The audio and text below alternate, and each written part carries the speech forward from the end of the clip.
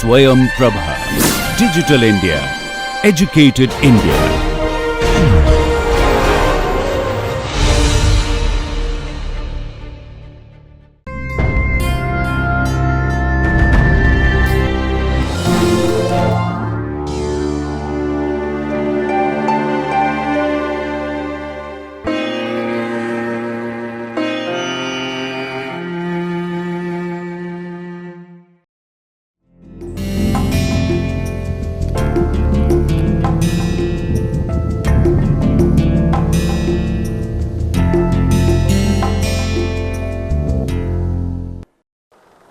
Students, in the last two lectures, I am going to discuss few case studies of the ternary phase diagrams. So, I am going to take from the very first, like in ternary phase diagrams, I first discuss the two phase equilibria for the ternary isomorphous system, followed by three phase, then the four phase equilibria. And the cases which I am going to consider are stainless steel, superalloys, and the ceramic phase equilibria between aluminum oxide, silicon dioxide, and calcium oxide. So, the first thing which I am going to do is that I am going to show you the binary ternary isomorphous system of gold, silver, and palladium. It is very simple, but let us look at it carefully. As you know, silver melts at about 961 degrees Celsius temperature, where gold melts about 1064 degrees Celsius temperature. The phase diagram, binary phase diagram between silver and gold is isomorphous type. That is what is shown here. These are all taken from the MT database. As you see here, that phase diagram between gold and silver looks like a line, but it is not. Basically, it looks like a let me just go back and tell you, it looks like a isomorphous type, that is a lens, correct. But because the melting temperature difference between gold and silver is very small, that is why you do not see the loop very clearly. So, now this is what is actually the binary phase diagram between gold and silver and gold, and between silver and palladium you have a binary phase diagram of isomorphous type again. Palladium melts little higher temperatures, as about 1555 degrees Celsius temperature, and it seems there is a miscibility gap or dome kind of structure at the palladium rich region, but at low temperatures. So, that does not make much difference. Solution is again FCC type. Remember, both silver, gold, and as well also palladium have special cubic structure. Now, between silver and the between gold and the palladium, same kind of phase diagram exists, only difference will be the melting temperature of silver will replace the melting temperature of gold, okay, that is all. So, once you have such a kind of phase diagrams, let us now build in the 3-dimensional space model here, and I am going to do it using color chalk, so that you understand it nicely. So, it is very easy. So, if you have a, let us first draw the Gibbs triangle, that is the compositional triangle. This is suppose gold, this is silver, this is palladium, correct. So, now I think better we put palladium here, because palladium has a higher melting temperature. So, the binaries are like this.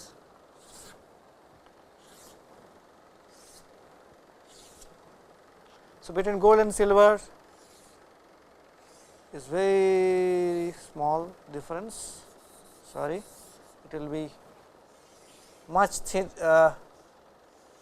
smaller gap, okay. So, 961 and 1064, and between silver and palladium again isomorphous type 1555, 961, and you have a dome, the palladium rich region. Gold and palladium again same 1064 and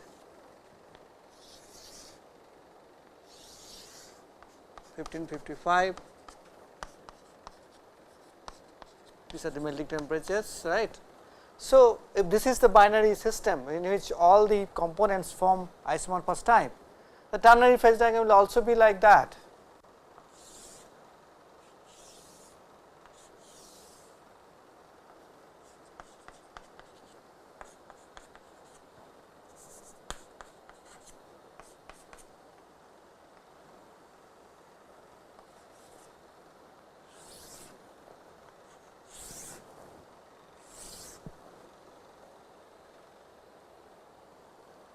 So, gold and silver,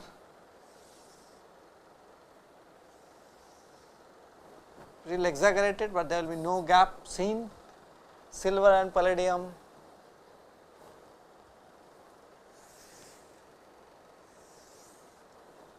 and palladium and gold.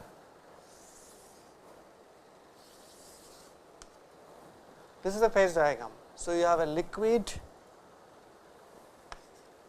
alpha, liquid plus alpha, correct. This is 961 degrees Celsius, 1064, and this is 1555. It is not to the scale properly, that is why it should have been up. That is what it is. So, one can actually draw the isothermal projections and all these things very easy. You know, isothermal projections looks like curves. If I take isothermal projections little below 1555, suppose it will look like this.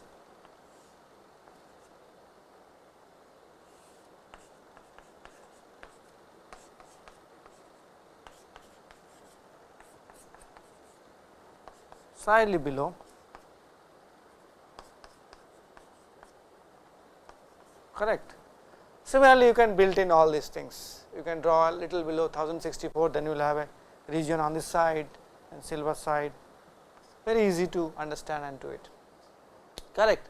So, this is the first phase diagrams which I thought needs to be discussed, because there are many such isomorphous system, okay, exist in the literature, and they are not difficult to understand. Okay. So, now let me go to the next one. Next one is, this is two phase equilibria, next one is a three phase equilibria. So, for three phase equilibria, first I will show you the binary phase diagrams, then I will try to generate the ternary phase diagrams. So, the case which I am going to discuss with you is little different. I am going to discuss silver, copper and gold phase diagram. Okay. Silver, copper and gold phase diagrams. Silver, copper as usual has a eutectic phase diagram between themselves, classical eutectic phase diagrams. Silver and copper both are FCC, but they form FCC this eutectic phase diagram instead of isomorphous because their atomic size differences are large, that is why. So, it violates the Hume-Rothery rule.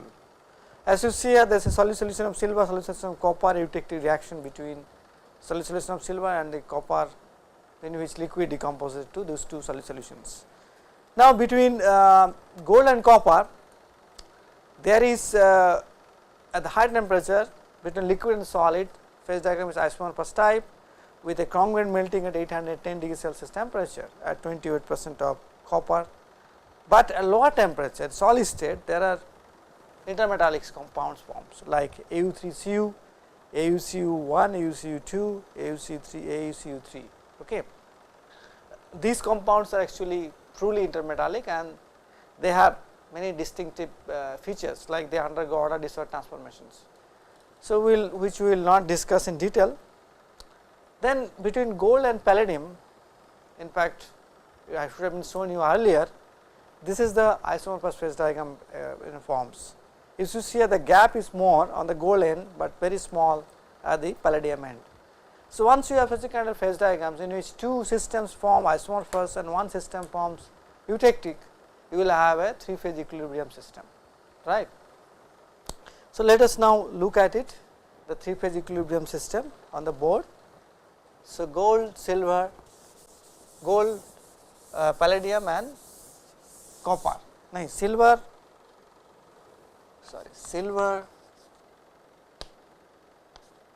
silver, gold and copper.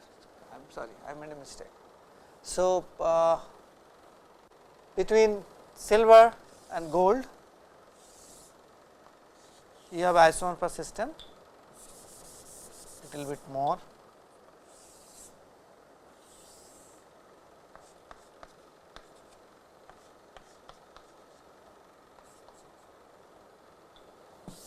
So, between silver and gold you have isomorphous system, we have seen very small gap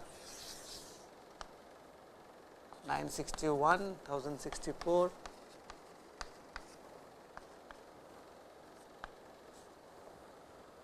Between gold and copper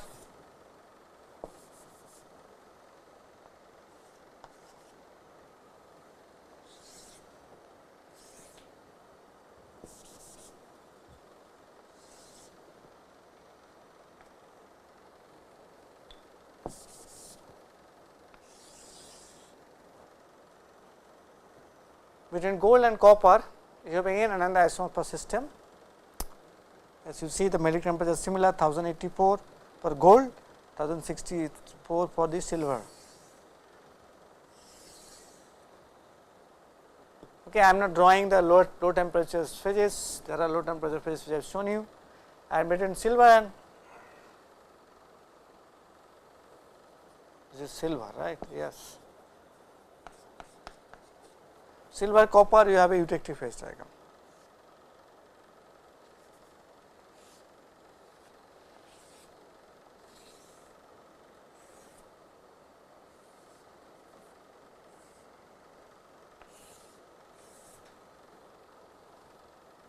Silver solution,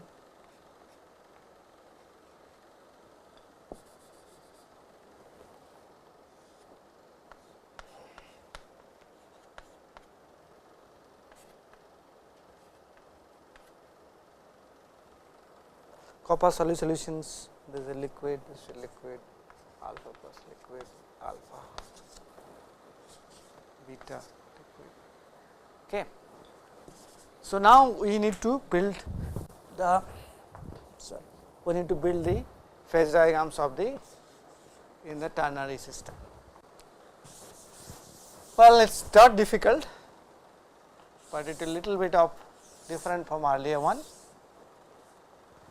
So, silver, gold and copper.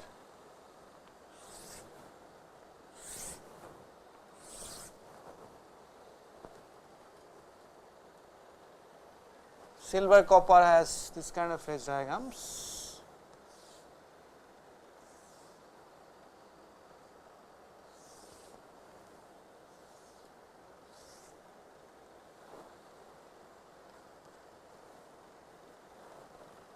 And gold, copper, and this one has isomorphous systems. So,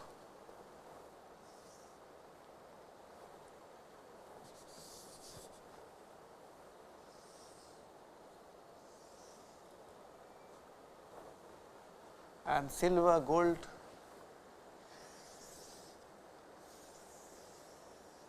like that. So, what will happen is this, because of presence of this eutectic, the ternary phase diagram will be extended. This will increase the miscibility, this will increase the stability of this phase, or let us write down this one like this, alpha, beta, this is beta, this, yeah, that is all. So,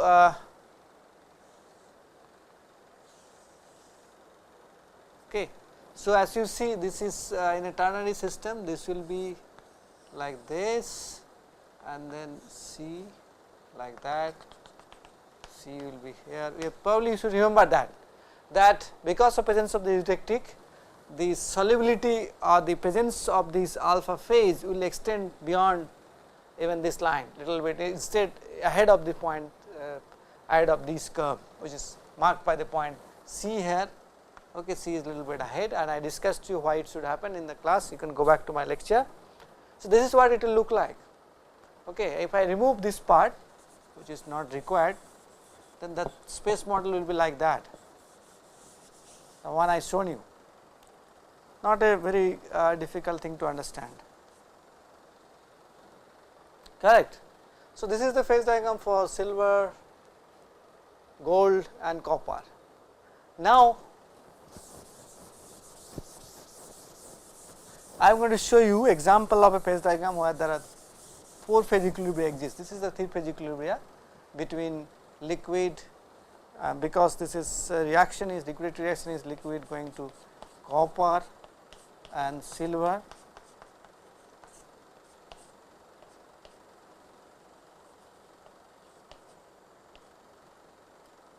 So, therefore, the 3 phase equilibria exist into the ternary system between solution of copper and silver, and I have written this as alpha,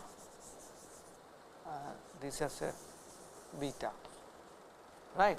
So, that will extend inside the ternary system.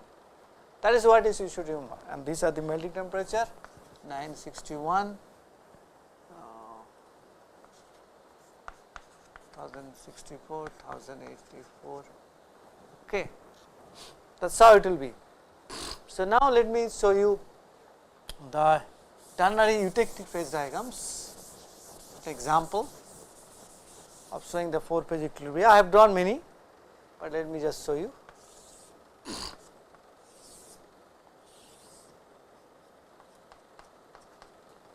Let me just draw aluminum, copper and silicon.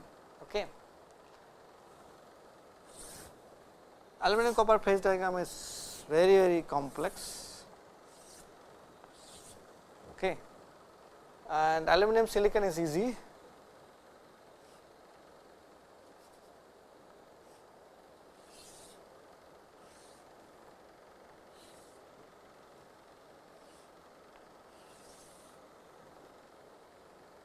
This is the aluminum silicon eutectic phase diagram 660. This will be higher.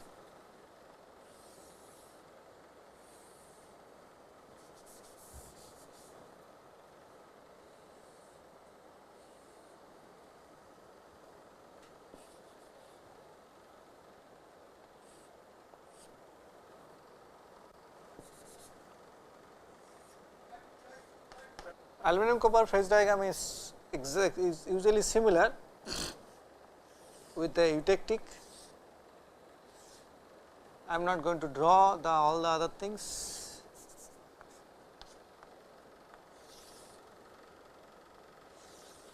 This part, there are many intermetallic phases present, okay. But copper silicon is also easy, not difficult.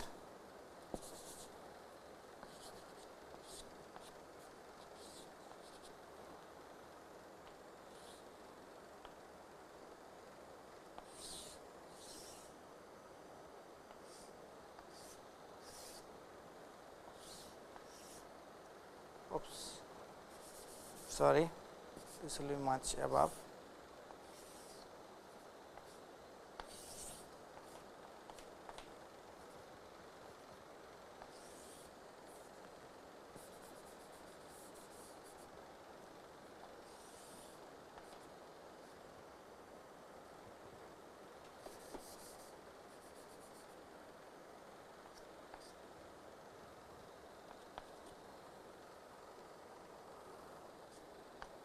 So, now basic idea is to what is the inside thing, how the phase diagram will look like.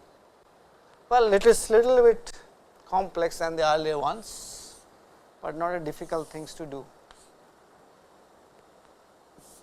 You remember that I have shown you eutectic between aluminum, silicon and the copper.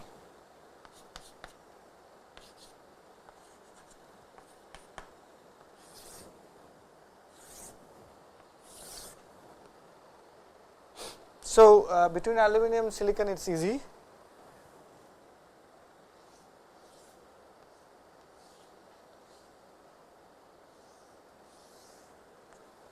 Copper and silicon are also easy, not difficult.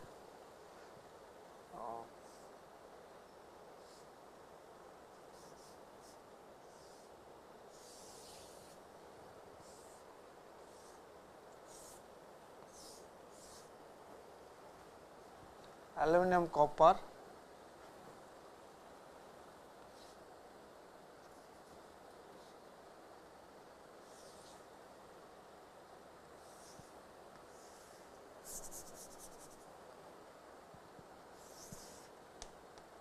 oops, it will be lower.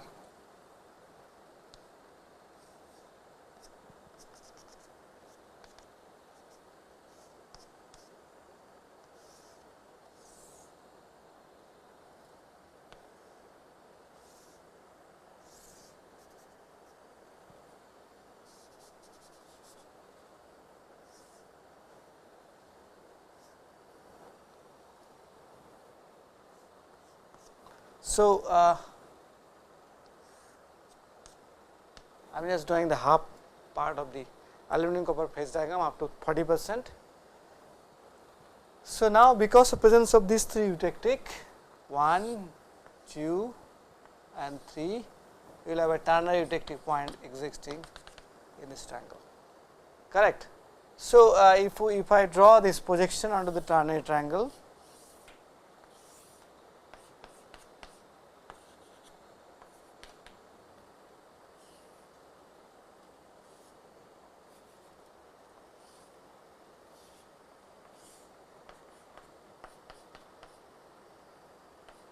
aluminum solution, copper, silicon, silicon will not be like this, it will be like that. Aluminum has no solubility in silicon, this is a ternary eutectic. This is how it will look like. So, you got a fair amount of idea how these diagrams to be drawn, correct, and these are all very schematic diagrams which I have shown you. Now, let me take you whatever time I have in this lecture for the iron, chromium, nickel system in the stainless steel, correct. Stainless steel is basically what? It is a very low carbon steel in which primary alloy elements are chromium and nickel. Classical stainless steel is 18:8 in which you have 18% chromium and 8% nickel, but concentration of nickel and chromium can vary actually. Normally 75% is the iron and approximately 24.8% is your chromium and nickel, and rest is carbon, silicon, manganese, carbon, manganese, phosphorus, sulfur, all those elements. So, first of all, what are the binaries phase diagrams? Between iron and nickel you have a binary phase diagram in which there is a peridactic reaction in the iron end, right. You can see clearly here this is the peridactic reaction. On the other hand, between nickel and chromium there is a eutectic reaction. Here you can see here about 30 and 45, but between iron and chromium you have isomorphous phase diagrams with a congruent melting point at 16 degrees Celsius temperature. Remember, chromium melts at a very high temperature, about 1900 plus degrees Celsius temperature, correct. Iron melts about 1539 degrees Celsius temperature, nickel melts about 1456 degrees Celsius temperature. So, because of this presence of this peridactic on iron and nickel and eutectic on the iron, nickel and chromium, you will have a 3 phase equilibrium existing, and that 3 phase equilibrium can be generated by drawing the eutectic point to the peridactic point by this kind of constructions, along with the solid solubility limits on the both sides, in the nickel side and chromium side with the peridactic isotherm, correct. You could see how these are joined. This point is joined to this way and this point is joined there, okay. Little bit different, but you must look at that they are not directly connected from these to these, but this one is connected to the peridactic solid temperature, solid point, and this one is connected to the peridactic. This is the limit of solid solubility of iron in nickel, and this one is connected to this end liquid composition for the peridactic reaction. This is the ternary space model, not very complex, still understandable. Important thing is that, so that means you have a ternary phase, 3 phase equilibrium existing between iron, nickel and chromium. This 3 phase equilibrium is shown by a triangle, correct. Now, I can project all these things onto the triangle, onto the Gibbs triangle, okay. This is you see here, these are these projections of the liquidus 1450, 1440, 1470, 1480, this is iron end. So, it has to be starting with 1539, 1520 like that, and this is the peritectic point, this one binary peritectic point, correct, shown here. Similarly, on the nickel chromium side, eutectic point existing where it is about chromium rich end in between some, this is the eutectic point, okay, and there is nothing, correct, no isomer system. So, these are the these things. This is the primary phase field of nickel solution, primary phase field of chromium solution, primary phase field of iron solutions, okay, and the peritectic reaction is between. There is the compound formation in the iron nickel system. Secondly, well, these are all done at different temperature, I guess, that is why, okay, anyway. So, you see here, this is the eutectic point here clear. So, peritectic point was clear here at 1539 10 degree Celsius temperature. Eutectic temperature comes around little lower 1345, and reaction shows that these isotherms actually passing this eutectic domain. And lastly, at much lower temperature, that is when everything is solidified, what you have is basically, you see here, this is alpha prime solution of chromium, gamma is solution of Fc solutions of iron, and what is another important aspect is that iron chromium system at lower temperature there is a phase called sigma forms.